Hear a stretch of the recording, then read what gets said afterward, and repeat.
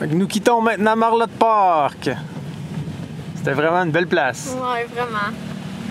Puis on se dirige aujourd'hui Vers un tout petit pays qui s'appelle Eswatini, qui est enclavé dans l'Afrique du Sud. et qui portait autrefois le nom de Swaziland. Ouais. Ben hâte de voir ça.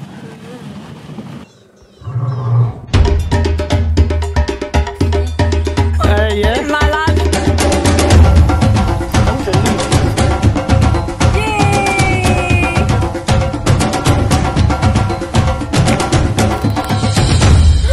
Démarre, démarre! À notre arrivée en Eswatini, nous avons roulé plusieurs kilomètres sur des routes avec des beaux paysages montagneux. L'Eswatini est la seule monarchie absolue sur le continent africain et à quelques reprises on peut voir le visage du roi un peu partout, dont sur la monnaie. Nous nous arrêtons dans un sanctuaire nommé Mlilwane où les animaux sont en liberté. Nous passerons 3 nuits ici et on a bien hâte de découvrir la région qui semble assez sauvage.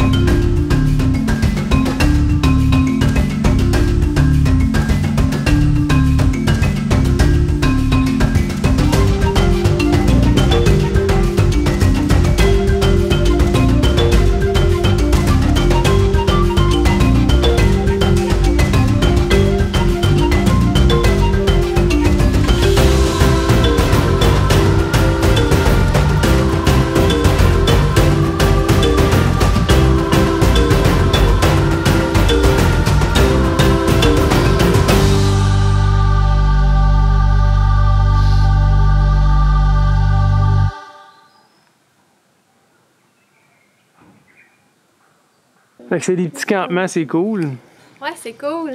C'est Vraiment vraiment en beau. nature, là. On stationne là. C'est tellement nature qu'on a des facochères juste là qui dorment. C'est drôle, hein? C'est comme un petit village, on dirait.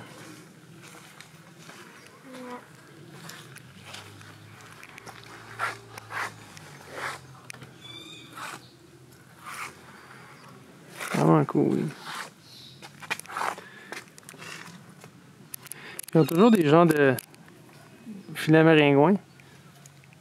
À cause des maladies de maringouins.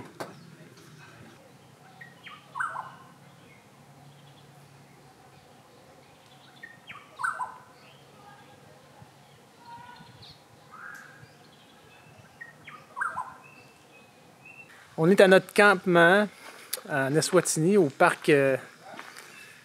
Donc, On va l'écrire, on va l'écrire. Fait que c'est vraiment une belle place, super sauvage, des arbres immenses. Ouh. Puis là, bon, on fait notre classique exploration de l'arrivant. Fait qu'on va voir qu'est-ce qu'on peut trouver comme animaux. Et déjà, on a vu beaucoup de facochères. Des singes vervets. Ouais. Puis quelques oiseaux. Fait que ça part bien.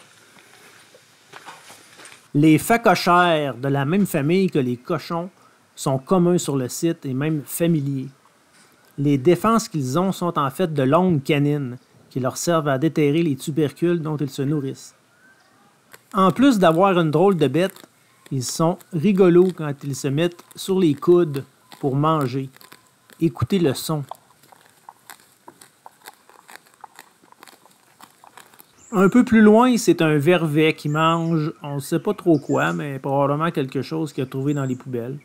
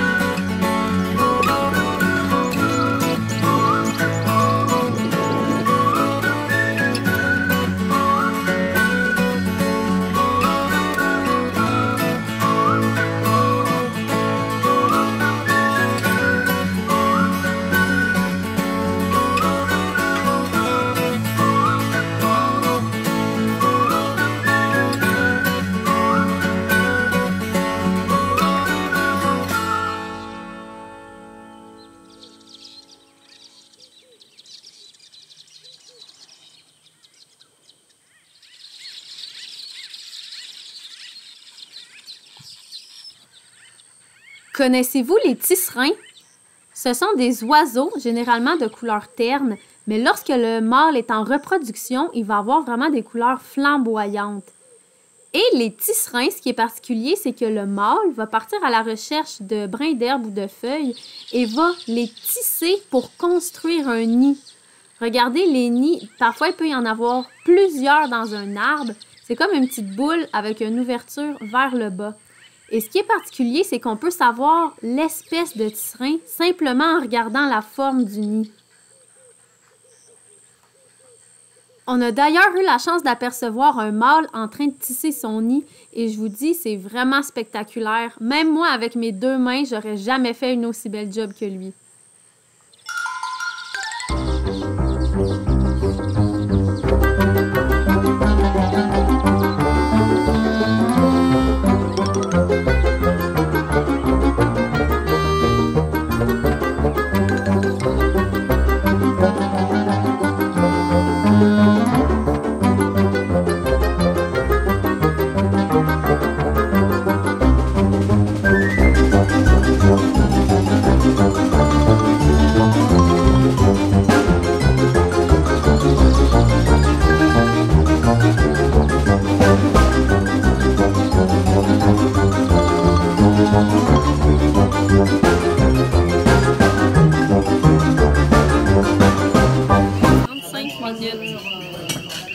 Au restaurant, on entend les rennes, c'est cool. Sur le site du sanctuaire, le restaurant est situé en bordure d'un étang. Donc on entendait les rennettes le soir, c'était vraiment agréable. Mais les rennettes ne sont pas les seules à chanter, parce qu'avant le souper, nous avons eu droit à un spectacle traditionnel.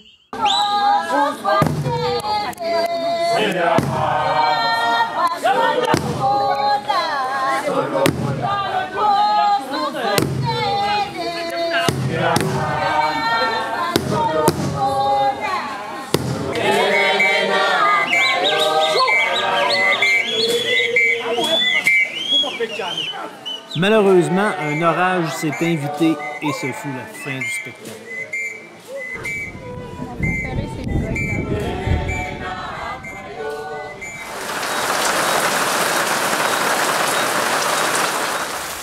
Ce soir, il y a une pluie. Merveilleux. Il pleut encore Oh! Il pleut encore d'ailleurs. On fait notre tournée en espérant. Trouver des grenouilles ou des rennettes ou des crapauds, n'importe quel anneau, on serait très contents. On en entend chanter d'ailleurs. Oui!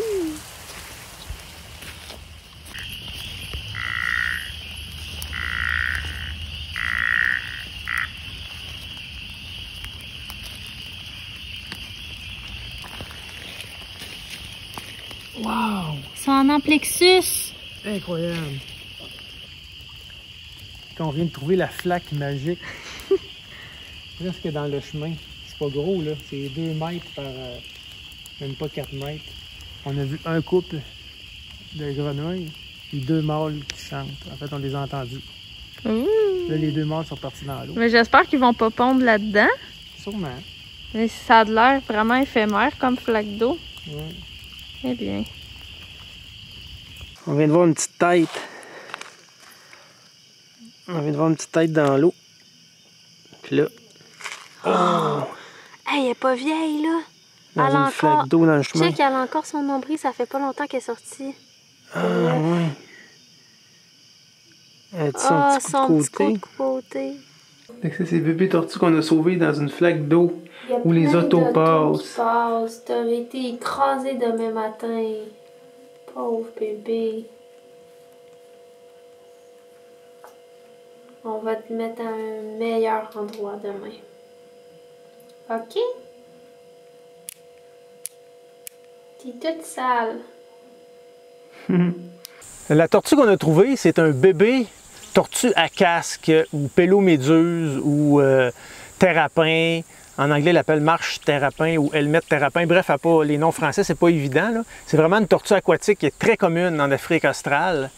On la retrouve dans différents milieux, comme celui-ci. Des étangs de différentes tailles, même des flaques d'eau, imaginez-vous. Des habitats qui sont apparemment, généralement, pas fréquentés par les crocodiles. Il y a des crocodiles un peu partout. Pourquoi? Parce que cette tortue a une carapace qui n'est pas solide, puis elle ne veut pas se faire croquer. Quand la tortue vit dans des étangs comme ça, qu'est-ce qui arrive? C'est que ça s'assèche parfois. Donc, elle peut survivre un certain temps cachée dans la vase. C'est une tortue d'environ 20-30 cm de longueur de carapace. Les mâles viennent plus gros que les femelles. Assez terne dans sa coloration, avec 2 barbillons sous le menton. Et un cou, ça c'est particulier, de côté. On appelle ça les tortues de pleurodire. Ouh, le beau mot. Puis quand elle rentre sa tête dans sa carapace, c'est vraiment de côté comme ça. Là. Contrairement à nos tortues nord-américaines, où le cou rentre en ligne droite, là, avant-arrière. Et c'est une tortue qui est peu consommée par les gens parce qu'elle pue, elle a une odeur de musc. Et aussi pas très populaire comme animal de compagnie, elle a un caractère qui est belliqueux. Ça me rappelle un peu notre tortue serpentine. Tout près de la flaque où on a trouvé notre bébé tortue, il y a un bel habitat où est-ce qu'elle va pouvoir grandir. Elle a encore plusieurs années devant elle. Et ce qui est pratique avec cette espèce de tortue-là, c'est qu'elle mange vraiment une variété de nourriture. Donc ici, ça va être parfait pour elle. Et fait intéressant, cette espèce de tortue a une technique de chasse un peu comme un crocodile. Donc elle va se cacher en attendant qu'une proie arrive. Et des tortues adultes peuvent même manger certains oiseaux qui vont s'abreuver dans l'eau. C'est fascinant quand même. Évidemment, on sait que c'est un bébé par sa taille, mais on a remarqué aussi qu'elle a encore une petite trace de son sac vitellin, juste ici. Donc on dirait un petit nombril.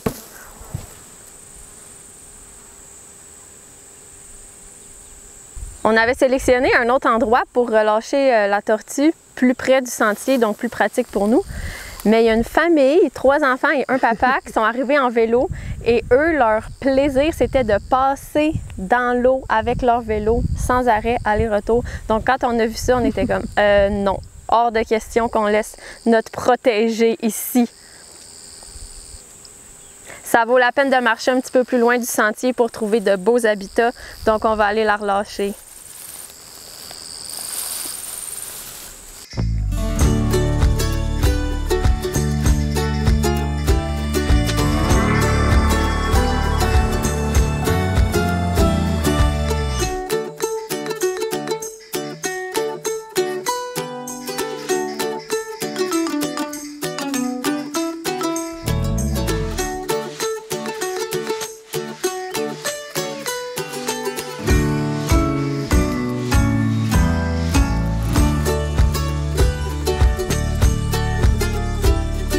Nos grenouilles capturées hier soir sont des grenouillettes du Natal, une petite espèce à peau légèrement verruqueuse et au museau un peu pointu. Parfois, elles ont une rayure rougeâtre le long du dos. La gorge est foncée, autant chez le mâle que chez la femelle.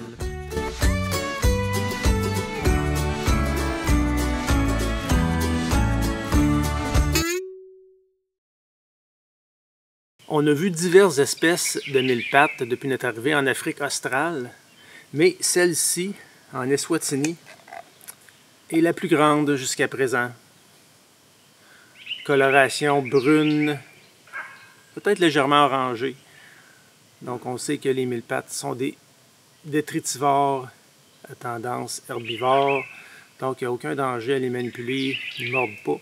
Leur moyen de défense, comme vous le savez, c'est l'émission de produits toxiques, souvent cyanides ou autres.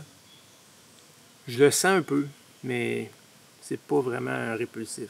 Donc regardez la taille quand même de ces mille-pattes. Wow! Fait que je vais les libérer ici. Durant nos voyages, presque à tous les jours, on fait un peu de lecture sur les animaux. On identifie ce qu'on a observé et on en apprend davantage sur les espèces qu'on a trouvées. C'est pas solide.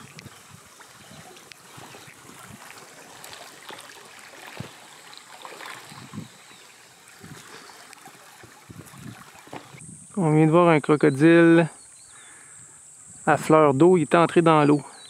Il est caché juste là. La tache foncée. La tache un peu foncée. Hey, ça, il faut le savoir, hein? Il va sortir là.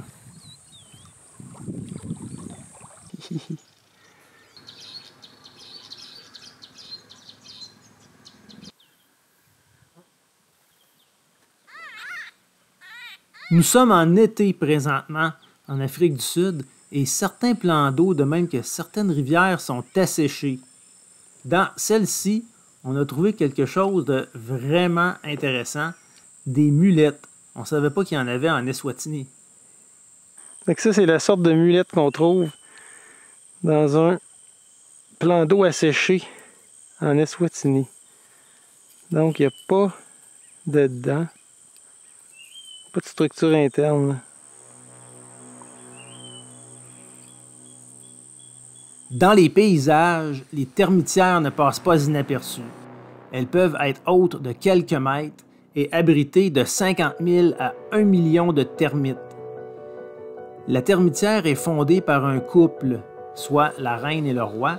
Elle est entretenue par des ouvrières qui sont petites, stériles et aveugles. Il y a aussi les soldats qui sont là pour protéger la colonie. Les soldats sont reconnaissables souvent à leur grande mâchoire forte. Les termites sont capables de digérer la cellulose du bois grâce à un champignon qu'elles entretiennent dans leur système digestif. En fait, elles cultivent le champignon dans la termitière. Les termitières sont construites à partir de la salive des termites, mélangée à de la terre et même à leurs excréments. C'est un matériau qui devient très dur en séchant. On a d'ailleurs testé la solidité. Hey boy! Ah, on se fait mal si on gagne fort. Ah ouais? Okay, mais... Ah non, mais brise pas leur maison. Ça brise pas, je vais vous montrer comment c'est dur. Où êtes-vous? Termite.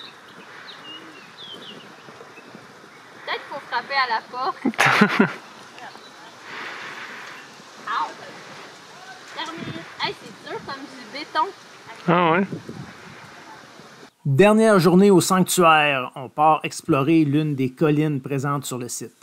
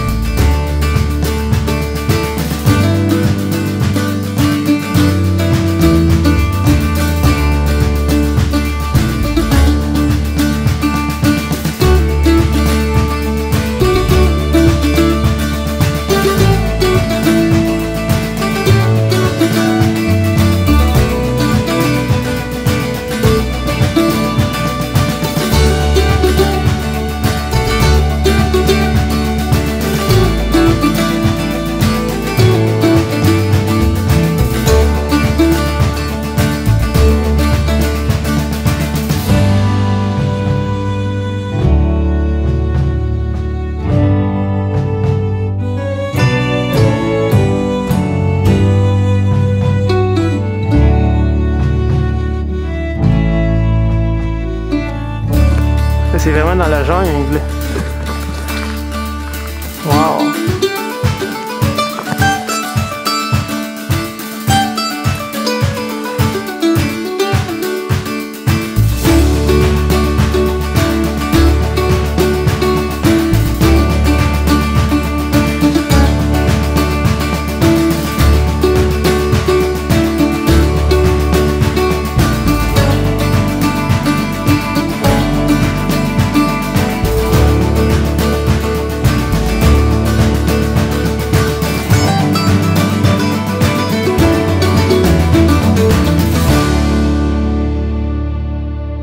C'est maintenant l'heure de quitter l'Eswatini et nous reprenons la route en direction de Sodwana Bay, qui est une petite ville au bord de l'océan Indien.